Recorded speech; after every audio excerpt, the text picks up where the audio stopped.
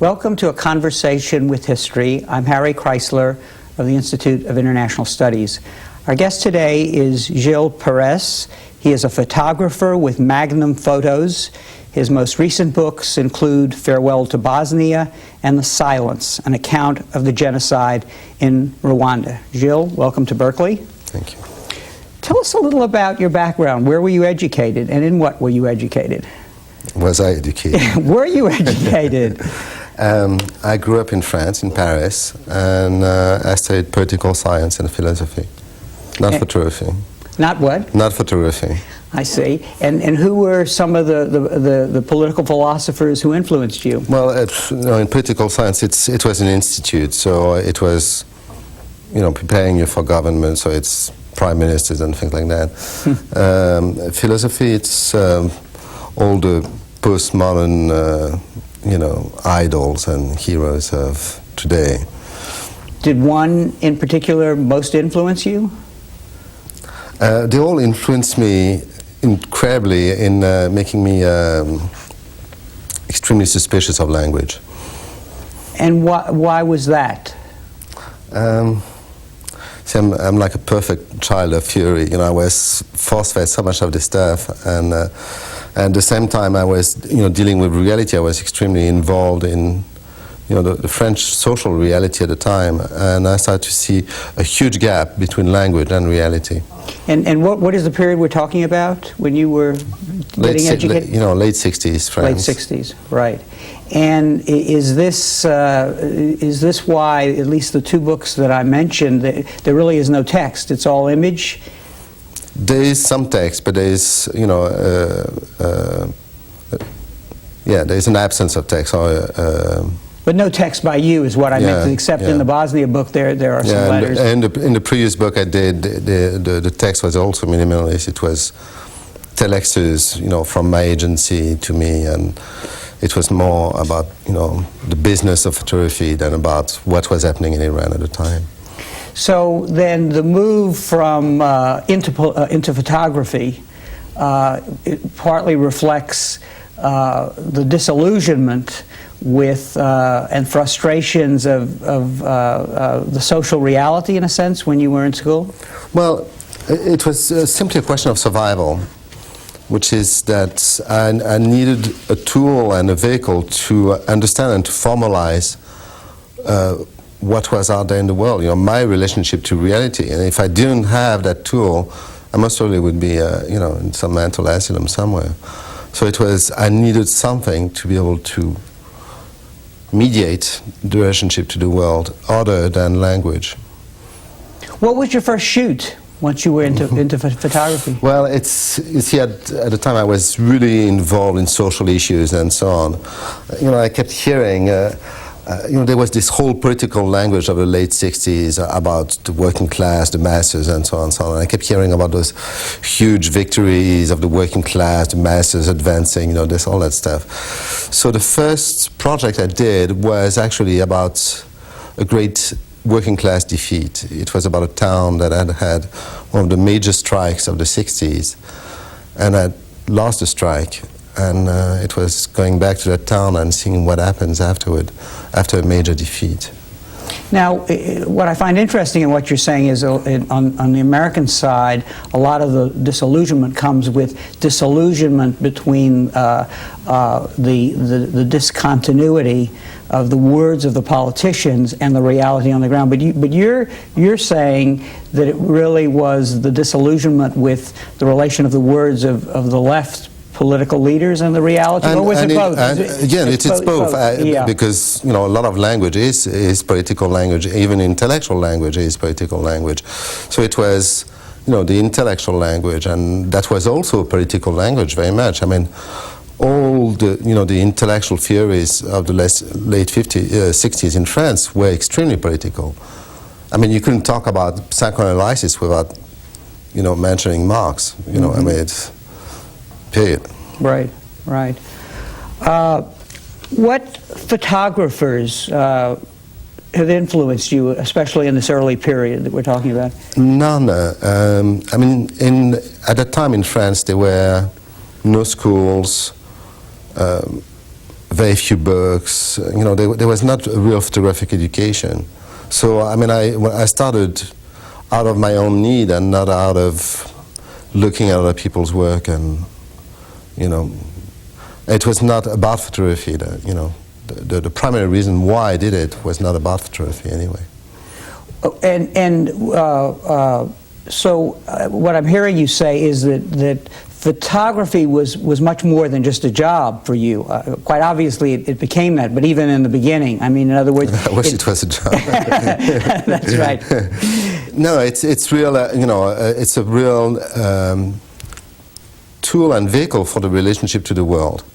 It's an essential thing. It's like eating, or it's about surviving. It's about making sense of what's out there and what's in there. Are you a photographer or a photojournalist? Well, I'm really like neither nor. Some people ask me if I'm an artist. Some people ask me if I'm a photojournalist or photographer or whatever. I always try to escape categories, because with those categories are attached predictable forms. They really have very much to do with a market or a way to market the pictures. And I'm interested in what's unpredictable. I'm interested in what happens in the no man's land between known categories. I'm interested in what happens in the no man's land, say, between art and photojournalism, or between photography and literature, or between photography and cinema. And I'm interested in investigating, what's in that gray area there. So it's very hard to put a real good category on me that describes what I do. And I'm happy with that. And this no man's land that you're interested in, is that partly, I'm going to have trouble with words here, but since you are disillusioned with words, that might be easy, but is this no man's land... Come on, make my day. That'll make your day. That's right. Is this no man's land both a technical no man's land and also a substantive, by that sort of exploring new ways to take pictures, just the technical issues in photography, but also, obviously, you're interested in the no man's land where all is disorder, where all is anarchy. Here you're talking about content. No, it's not technical. I really think that I always work very, very hard at making photography extremely transparent, which is I work upstream of the process to work out all the aspects of the process, from the developers to the printed page, to really understand all that so that it becomes transparent and stops to exist. So, no, the no man's land has to do with structure of a language, or it has to do with narrative forms. It has to do with figuring out forms to tell stories, to formulate, and what is reality other than what I've seen or known before. The issue of content is a really separate issue in terms of the kind of places or the kind of subject matter I address myself to. Are you a witness to what you're seeing as you go to places like Bosnia and Rwanda? Yeah, very much. I really see myself as an individual who goes to those places to really understand what's happening in some way beyond the media. You have to understand, we talked about, where I come from, education and so on. My generation was extremely suspicious of the media. And when I started with photography, I had no illusions as to what the media, magazines and so on were in terms of describing reality. So for me to go places like Bosnia or Rwanda and so on, it's very much as an individual who's trying to understand for himself what's really happening, and is trying to take the time and in some way escape the habits and the paths of journalism as it's normally conceived. One of the striking things about your images is the extent to which they really shake up middle class sort of complacency and all the kind of numbing that comes from this avalanche of essentially commercial images that are meant to sell products and so on. Is that partly a goal, or is that not anywhere near relating to what you actually do? You mean waking up? Waking up, yeah, pricking the moral conscience of especially the international community and I think the individual actually also. It's not the primary goal, it's a byproduct. My primary goal is to understand what's happening out there. My primary goal is to make up, my own mind, as an individual as to what's out there. The byproduct could be something that has this effect, and it's true that especially in the cases of Bosnia and Rwanda and so on, there's a high level of moral outrage, and yes, I want to communicate that. Yes. One of the things that strikes me about your images is how they evoke recollections of the Bible, basically, of images of damnation, of sort of the dark images that the Bible contains. Is your background a religious one, or is that just, it's really just what you're seeing? It's something that happened to me. I was raised out of religion because I come from a mixed family. My father was Jewish, my mother Christian. I was baptized Episcopalian and kept out of everything. So I didn't have really a religious education. And I didn't think too much about those issues in a certain way until, I went through the experience of Rwanda, which was a very, decisive moment. Rwanda in many ways made me re-examine a lot of assumptions I'd functioned with until then. On the one side, you have to understand, coming from a French background, a French education, my whole youth was really permeated with all the Rousseauist ideas, and they have to do with that man is good, man is fundamentally good, and if anything goes wrong, it's just the system that has to be adjusted. And when you take France, and French education, it's very much what you're being, passed on. And came out of Rwanda thinking, I'm not quite sure that man is fundamentally good. Mm-hmm. And I came out with this kind of notion of the 50-50, which is man is 50% good and 50% mm-hmm. not good. Mm-hmm. And then, the whole notion of God, in a certain way emerges, when you find yourself in those circumstances. And again, France is a very Catholic country, and so God is good, and you really have to do, terrible things, and maybe, you'll go and meet, his opponents, down there. And they are separate entities. Mm-hmm. I came out of Rwanda thinking, well, maybe God is 50-50 also, 50% good and 50% mm-hmm. evil. And then comes the question is, what is the margin between good and evil, and how do you shift from one to the other? What you were seeing in Rwanda was just, this is coming from a man who had just been in Bosnia, so it was just the enormity of it. Is that was making this impact? The huge numbers of bodies and what was done to the human beings before they died? Yes, very much that, but also very much also the circumstances around it mm-hmm. In terms of the international community. See, I was in Rwanda in the weeks prior to the beginning of the massacre, doing another project about actually refugees from Burundi, from the previous, from the 93 episode in Burundi. When I was in Rwanda, I heard rumors, something big is going to happen, weapons are being moved and so on. And I was in the middle of the bush. If I was hearing all that, God knows, what the French Secret Service or the CIA mm-hmm. or even the Catholic Church, for that matter, mm-hmm. Knew. Everybody knew that something was coming down. Mm-hmm. And so if they knew, why didn't do something about it? And then, as the whole thing unfolded, it became very, very quickly clear that it was something extremely well prepared and so on. And there was no international intervention, right? Mm-hmm. So, you know, it's the horror in the context of the passivity of the civilized world, or, you know, the Western world. Mm-hmm. And it's, I mean, the passivity was as painful to witness as the horror itself.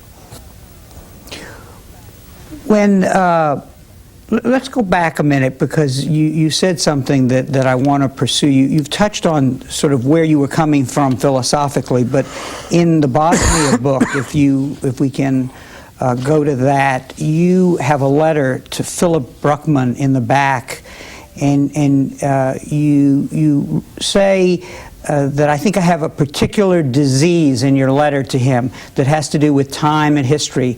I call it the curse of history, and it has to do with the fugitive absence/presence of personal and collective memory.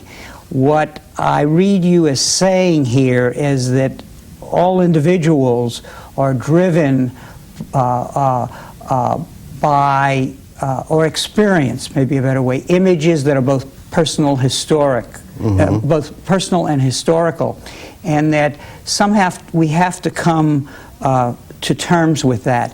And you go on to recall your recollections of your own father, which relate to these two recent books in a way, in terms of what you're going to tell us a little about that. What were those personal images that also seem to, from your past, that seem to be impelling you in your work? Yeah. Well, my Madeleine was, happened in a hospital in Tuzla. And it was in a room with a lot of, amputees and so on. And, suddenly I said to myself, God, why am I here? And then, I remembered my father was a soldier, he lost his arm during World War II, and it's something I really lived with before. And, I started to think about, those people, how much stories they'd heard, from their childhood, from World War II, and so on. And I start to think that there is like this peculiar curse of history, which is that you're damned if you remember and you're damned if you don't. Because if you don't remember, you're condemned to repeat, the same mistakes. But if you do remember, there is also, a chance that you may repeat those mistakes. And I think that there is a real problem with how history is being transmitted to us, how we integrate it both individually as memories, as personal memories of our families, our parents, what they went through, and collectively. And it's something that really strikes me as very evident in this period, that there is a real crisis, both collective and individual, of history, and a real curse. And what exactly is that crisis? That we distort the history, we don't recall the history? What's going on? Well, I think we are, obviously, since we are repeating, this is really like a mathematical equation, since we are obviously repeating some of the mistakes of the past, and whether it is in Bosnia, the Bosnians repeating their mistakes, or whether it's at the level of the UN, which is repeating the same mistakes as the League of Nations, whether it's amongst the Bosnians or amongst the Western powers who are, passively, negotiating with evil the same way they did, in the years prior to World War II. There is a repeat of history. So if there is a repeat of history, it means we've not really understood it well. That means we're not, transmitting it well, understanding it well. There is like a real crisis. This is really, I really feel it's really like a frontier for us, which is to understand and transmit to the younger generation the past better, so that there is no repeat. That's it. On a personal level, in this letter, you are also suggesting that this is something personally that each individual has to work through, that is the way in their work or in other ways that they deal again and again with images that they have experienced as children. Is your photography especially in Bosnia and Rwanda, addressing that problem for you as a personal, or as an the individual? absence of children, the absence of children. Yeah. Being free, no, the absence of images also. Yeah. Because in my case, actually, my parents told me very, very little about what happened, and showed me very, very little. Yeah, I do think that individually we have to deal with this issue, but also I think we have to figure out collectively how to deal with it. But as a photographer, you are empowered in a special kind of way to deal with this dilemma that, in a way, maybe all individuals confront. In other words, finding those images that help deal with their own personal past.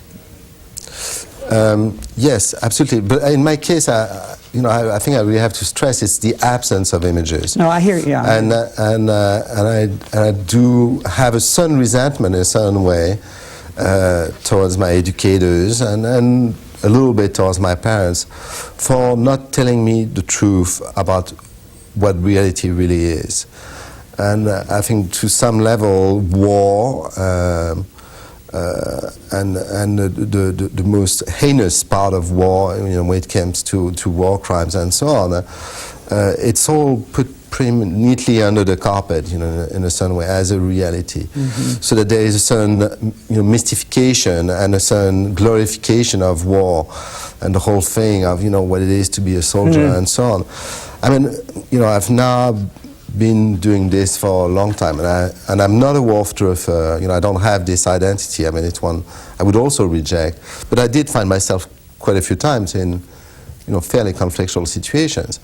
And I see young soldiers, I see young, Marines, that land somewhere, and I really feel, sorry for those kids, because they don't know. I mean, they think it's like a nice movie, and sure there are casualties and so on, but they're not prepared for, what is the reality of war. And I think that civilians here and so on do not have any notion of what it is. So it's this area that you focus on is sort of almost a platonic ideal of truth, in the sense that it is the place where the stark reality. It's when you come out of the cavern, it's when you come out, in the light, and you see reality for what it really is. It's about the truth.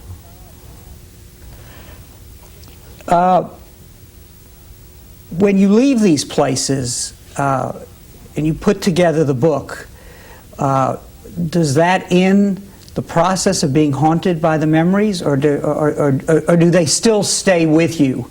Or is there some sort of an end state here, some sort of closure, once you've done the photography, put together the book, and moved on to the next assignment?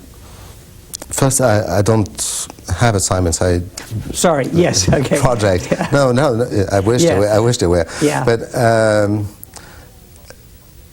yeah, it's a whole process. I mean, you have to understand the process. When I leave for any place, whether it's Bosnia, Rwanda, and so on, I try to have as little preconceived idea of what is that place, what's happening there, what I'm going to do there, and what is the final product going to be. For me, the whole process of, going, staying, and trying to spend as much time, understanding and then doubting my own understanding, being extremely subjective, but through the process of doubting myself, coming to some kind of objectivity, coming back, editing the pictures, living with those pictures, putting the books together, and so on. It's a process by which I try to understand. It's only at the end, once the book is there, that I have some sense of what it is that I went through, what it is that I was confronted with, both outside but also inside, because to anything you bring your own inner world. So it's a painful process. I mean, during the process of doing the Rwanda book, I was in a serious depression for the whole period. I mean, it's like, I had like this feeling that I was going to vomit all the time. I mean, you know, it's like you live with it. So let's talk a little about what you just said. You're going to Rwanda. Do you do any researching, basically, on the history of the conflict between the two? Some, but I try to avoid, you know, having like a script. I'm going there, and this is what I'm going to find out, and this is what I'm going to illustrate, and so on. You know, it's really very much a dialogue with reality. You see, I also have a strange notion as to what is a picture. I mean, I really see that an image has several authors. I mean, there's yourself, there's the camera, because I think that each camera speaks in a different way. I mean, photography speaks. There's reality, because reality speaks very forcefully through photography. And then there is the viewer, which is that the person who looks at the image makes his, you know, his own interpretation of what's happening. And I do think that photography is very much open text, where half of the text is, you know, in the reader. So I mean, for me to go anywhere with, you know, preconceived notion of what it is that I'm going to do, what it is that I'm going to say, and what it is I'm going to tell you, would be a fairly delusional, self-defeating, you know, project. So when you're off the plane, do you go right to the front? You come to Bosnia, in other words, because one sense that I'm left with, and again, I'm not an expert in photography, I'm left with the sense that the stories that you are telling by just capturing what you see are really stories of the people, basically, and how they are being affected by what you call in one of these letters the curse of history. Well, that's very evident in these two books, because they deal with very dramatic situations.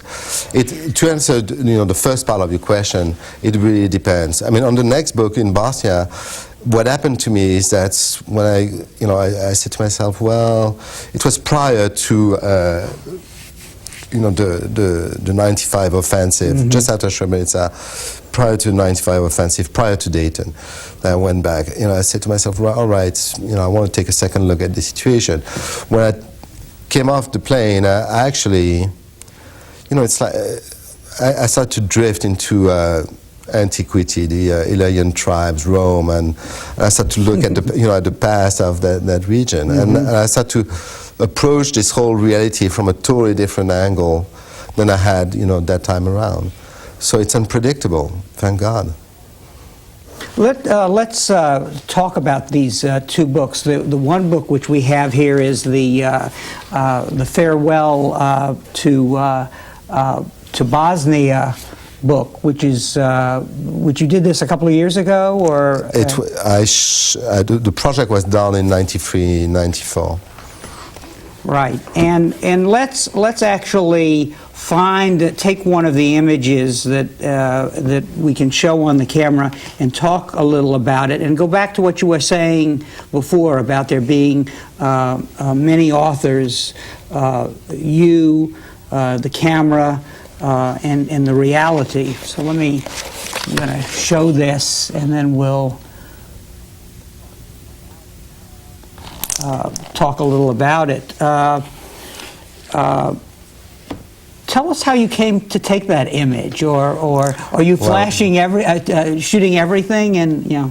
At first, I have to warn you that, I mean, the book, the structure itself of the book is really according to this whole open text theory, which is that I consciously didn't edit the book, which is that the book is really organized, you know, in sequences of images, and in some way I leave enormous amount of work to you, the reader, to reconstruct what the reality is, and to make up your own reality into it.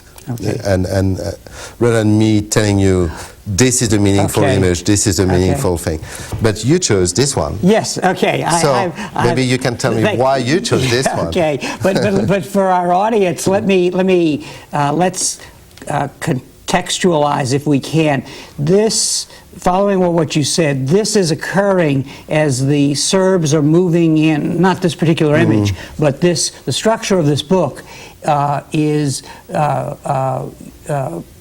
determined in a way by the course of the conflict. Is that correct? Yeah, in the other course words, of history, you're going into the different places where the Serbs are coming, or they're about to come, or they've just been. It's the siege of Sarajevo. It's also the war in central Bosnia between the Croats and the Bosnians. All right. I mean, I'm very much like Fabrice Del Dongo, at the the Battle of Waterloo, who, in the red and the black, he was there, but, history, and as it unfolds, is not always very obvious or monumental or architectural in front of you. There's a lot of the trivial of life, and there's a lot of notion of simultaneity of life, life that goes on while, the catastrophe unfolds and so on.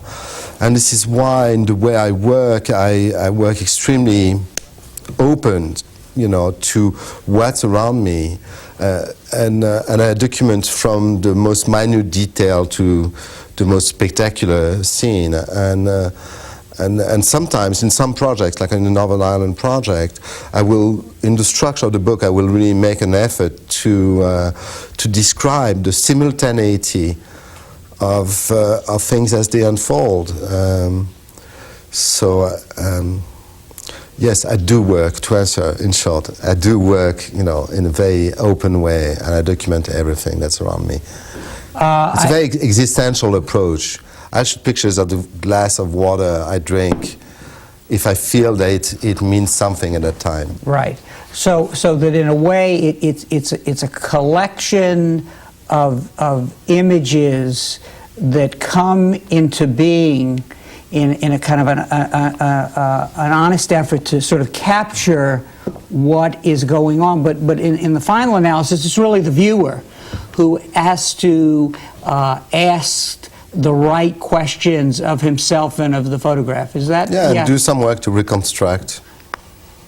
Now, it would in this photograph, which I picked, and hopefully I didn't pick it just because it was big, and therefore the camera would get it. But I mean, as I look at it, it's, and I don't know if the audience is interested in my view, but clearly you do sort of want to. You do want, I guess, the images, your images do empower you to actually think about what's happening to these people. And obviously the glass is separating them. They're still trying to reach out. This is obviously taken in some sort of vehicle, so people are being forced to move, and they probably... Its family is being separated. Right. I mean, because I have a family, because I'm really sensitive to those, family issues. I'm extremely moved always when I see how, those conflicts, impact families. I mean, one of the things that always moves me the most is, I arrive on a scene. And I see those family albums, that are lying on the floor, and there's always, a picture of a child of a better time, and you really wonder what's happened to that family, what's happened to that child, and the tearing apart of the family. I mean, and that is always something that affects me the most. I mean, when with Eric we went to to document the graves at Srebrenica in the morgue, a lot of the people had those pictures, of their family, and the pictures had bullet holes through them. The pictures were half, decomposing, from the body fluids, and it's like, and you could see like a child, being held by his mother and so on. And the reality is that it's families like, your family, my family, that are being totally affected. And when you think about all those issues, you have to think of your own child and your own family in this situation. So in a way that not only are you taking pictures of what this curse of history, using your phrase, is doing to these people, and how their lives are being ripped apart, and I think in some parts of Bosnia, their middle class existence is being torn asunder. And I guess what the viewer has to, or your hope is that it will resonate with their own lives, in the sense that they will compare their own order to the disorder that these events are doing. Let me ask you about another picture which comes from I think what I wanted to say there was that the viewer can ask questions based on his knowledge of his own life, basically, in the picture we were looking at. That was what I was trying to articulate. And so what you were, in capturing the everyday existence turned upside down, that is how you were empowering the viewer to think.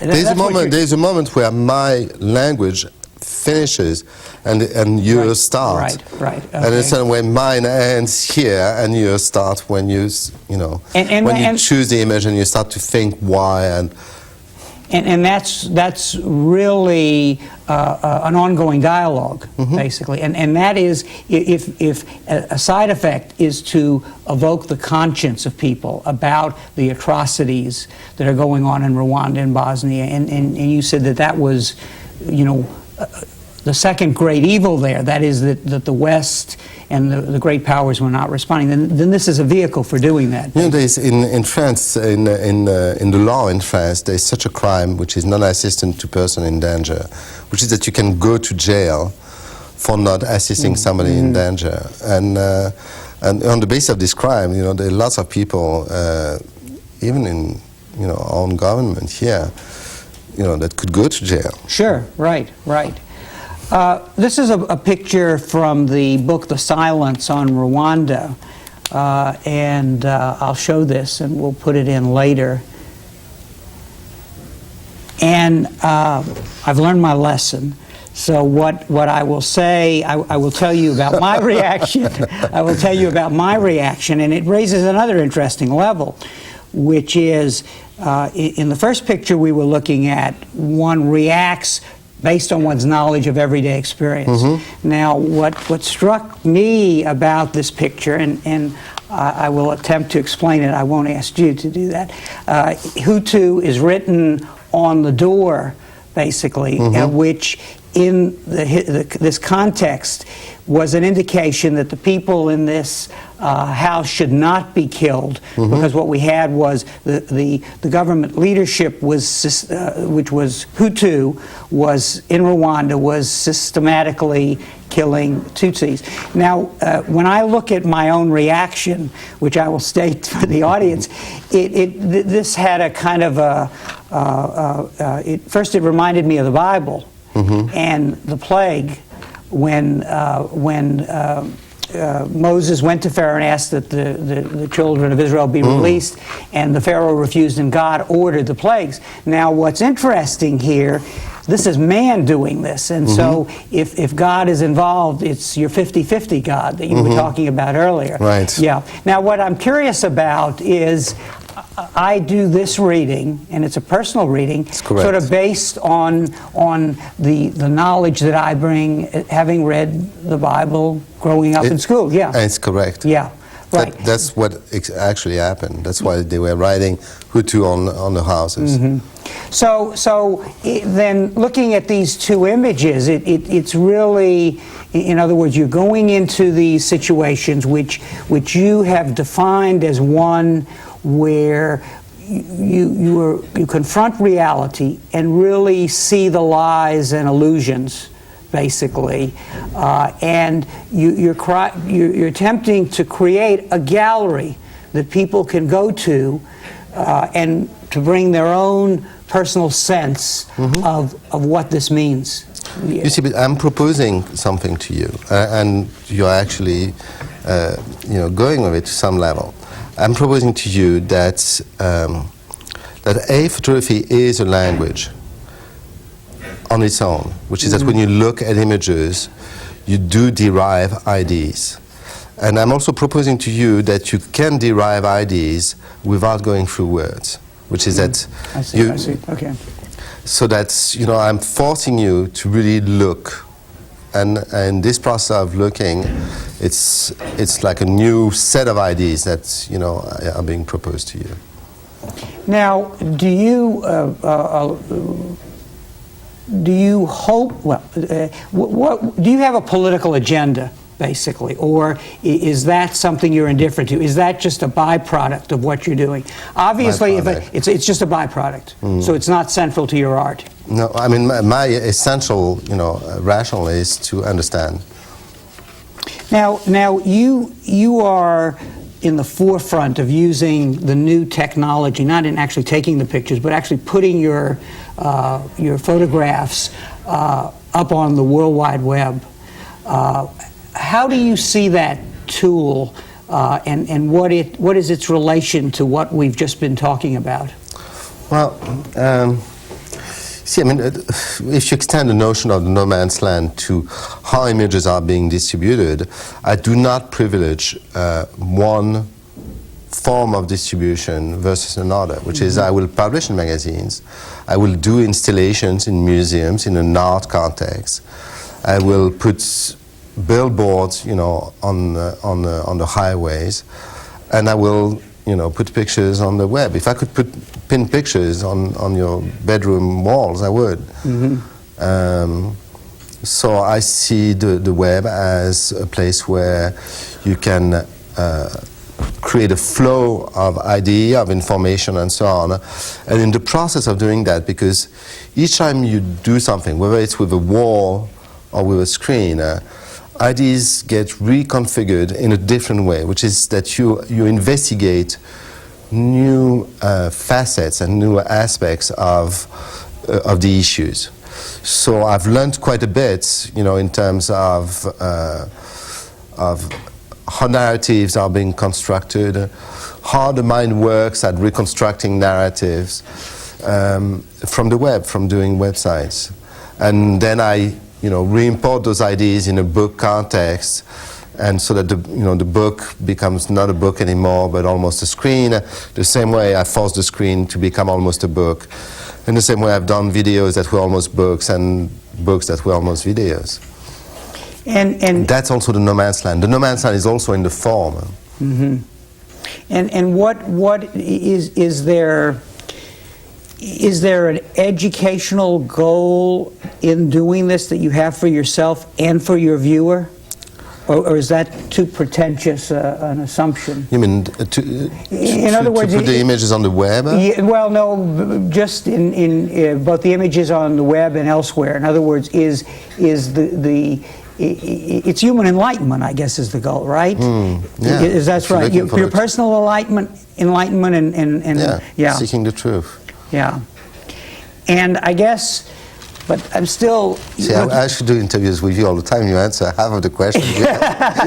But this is the first time this has happened, so I guess I'm trying to figure out what you're saying means for me and basically my audience. But that's your goal, so it's a successful interview in that in that regard.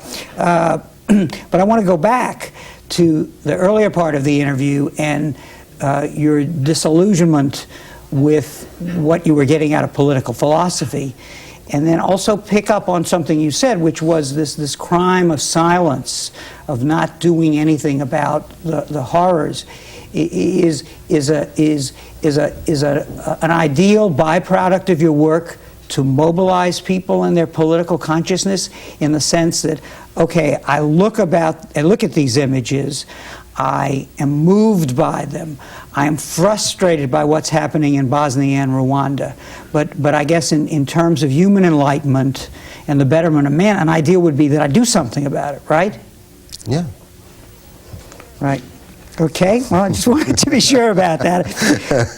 Tell us about your current work. You're doing a book on Northern Ireland and also some work in the Middle East. Yeah, I mean, right now I'm putting together this book about Northern Ireland. It's a project I started 25 years ago, and it's about this 25-year period. It's almost like a fictional diary. It's about memory and history again.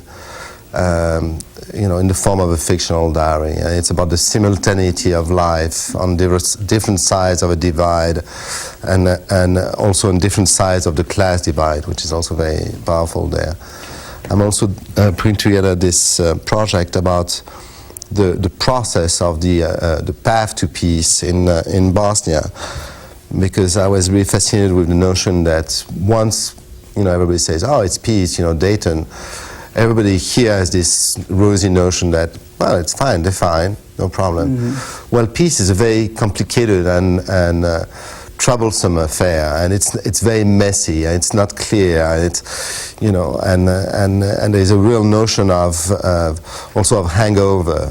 It's like it's the day after the party, you've trashed the house, and you have to look carefully, and you can really see in detail what has been the nature of war. So again, it's a project I'm putting together right now, and I've started to shoot in the Middle East. Yeah.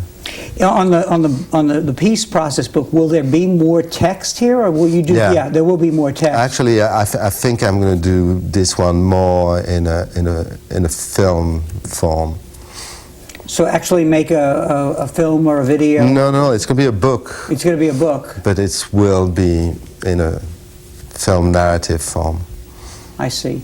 And the work you're doing in the Middle East and Northern Ireland, is my understanding that you're looking at particular sites over time, or is that?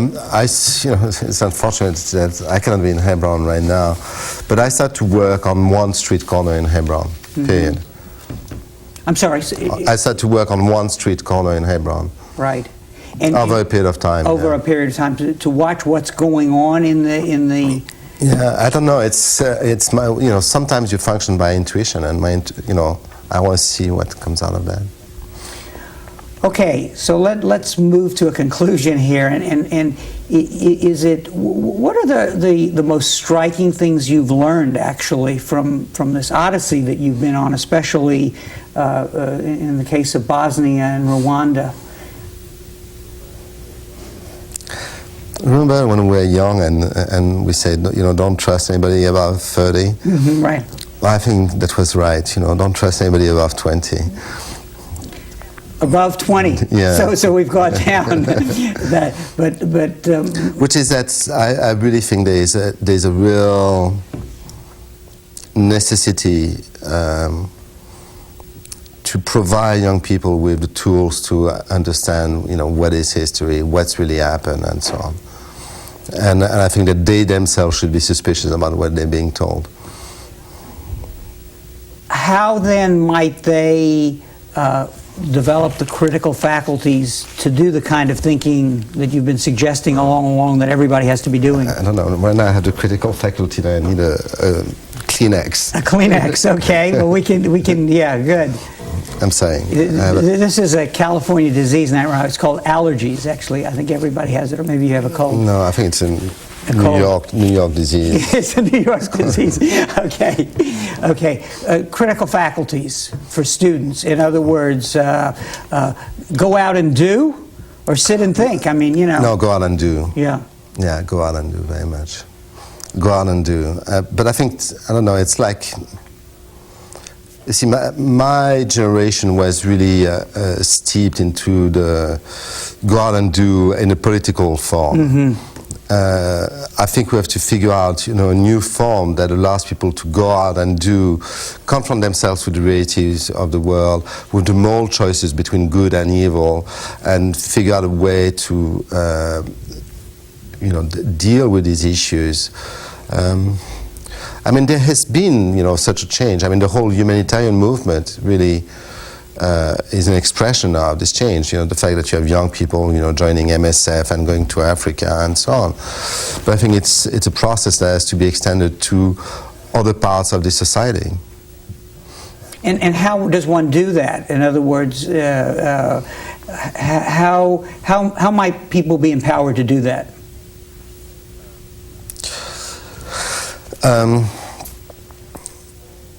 See, there's a big choice to be done right now. Either you fall on a certain, postmodernist, incapacity of dealing with the world, which is that there is no accurate description of the world, so there's no point in going out to look at the world, and if you're not going to look at the world, well, certainly you're not going to change it.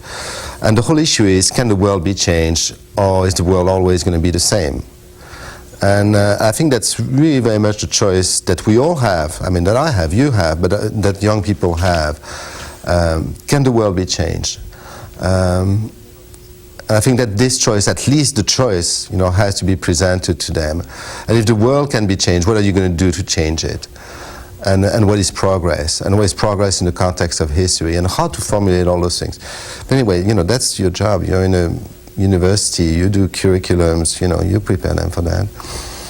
I'm the result of other people's intentions here. Right, and I guess with that note we'll conclude, and I guess I'll have to say I wonder if we're accomplishing all that you're accomplishing in a way, and that's, I guess, something we'll have to sort of think about. But thank you very much for taking the time to, I was going to say, let me interview you, but maybe thank you for interviewing me. But I hope that this process has contributed to our audience's understanding of what you're trying to do, and how your images may be changing the way people think by making them think. Thank you very much. Thank you. And thank you very much for joining us for this conversation with history.